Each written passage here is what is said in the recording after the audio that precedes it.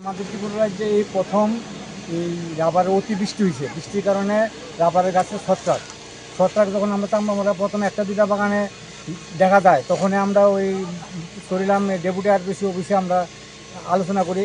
সঙ্গে সঙ্গে তারা ওই সায়েন্টিস্ট নিয়ে আসে পাতা পরীক্ষা করে এসে রিপোর্ট আসার পরে সিদ্ধান্ত হবে কী করা যায়। তারপরে রিপোর্ট তো আইসে, রিপোর্ট আসার পরে বলছে বেশি বৃষ্টির কারণে এই পাতাতে ফাঙ্গাসে অ্যাটাক হয়েছে, এটা স্প্রে করতে হবে সিউসি কপার অক্সিক্লোরাইড। কিন্তু সিউসি স্প্রে করতে গিয়ে দেখছি যেটা তারা একটা মানে দীর্ঘসূত্রিতা একটা লক্ষ্য করা হইতেছে।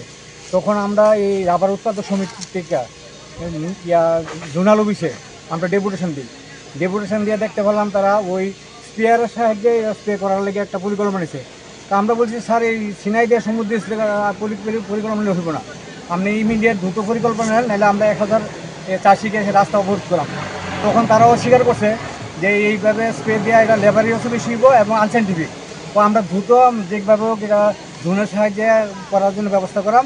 তারপরেই তৎক্ষণাৎ দেখছি কি এটা এই 3-4 দিন পরে তারা বলছে ড্রোন স্যাংশন হয়েছে, এখন ওষুধ তারা টেন্ডার দিয়ে সেটা আসার পর্যন্ত একটু ওয়েট করেন, ওষুধ আইলে আমরা স্প্রে শুরু করে দেবো।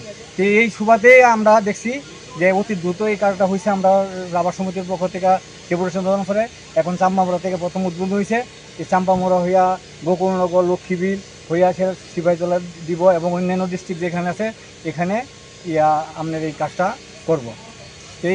এবং এই রোগটা যে মারাত্মক, এটা প্রতি বছর আসার সম্ভাবনা আছে।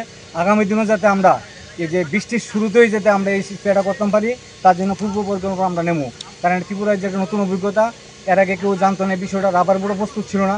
যে সব কিছু মিলে এসে একটু লেট হয়েছে। রাবার বোর্ডেরও ভালো তৎপরতা ছিল। হ্যাঁ, আমরা আরপিএসের পক্ষ থেকে গেছি, রাবার উৎপাদক সমিতির পক্ষ থেকে গেছি, যার জন্য এখন একটা স্প্রে হইতেছে। আশা করি এই রোগটা থেকে ত্রিপুরার রাবার চাষে মুক্তি দিব এবং আগামী দিন আর যাতে সুন্দরভাবে আমরা রাবার চাষে থাকতে পারি সেই ধরনের পরিকল্পনা আমরা নিশ্চয়ই নেব। ড্রোন কি একটাই আইছে এখানে? ড্রোন দুইটাই স্যাংশন হওয়ার কথা, কিন্তু একটা আইসে আর একটা কয়েকদিন পর আইব। 11 তারিখে আরেকটা আইব। জাস্ট রাবার বুট সূত্রে খবর পাওয়া গেল, মানে আজকের পর থেকে কন্টিনিউ চলবো? হ্যাঁ চলবো, কন্টিনিউ চলবো। এবং কোনো গ্রামে যদি কিছু বাগান বাদও থাকে আবার পরবর্তী পর্যায়ে আবার আসবে। মানে কোনো বাগানে রোগমুক্ত এখন থেকে দুন থাকবো, এক্সপার্ট থাকবো। কোনো বাগানে যাতে রোগযুক্ত বাগান যাতে মানে ওষুধ থেকে বঞ্চিত হতে না, সব বাগানে ওষুধ পাইব। মানে এখান থেকে শুরু হয়েছে, আস্তে আস্তে দক্ষিণ দিকে যাইব।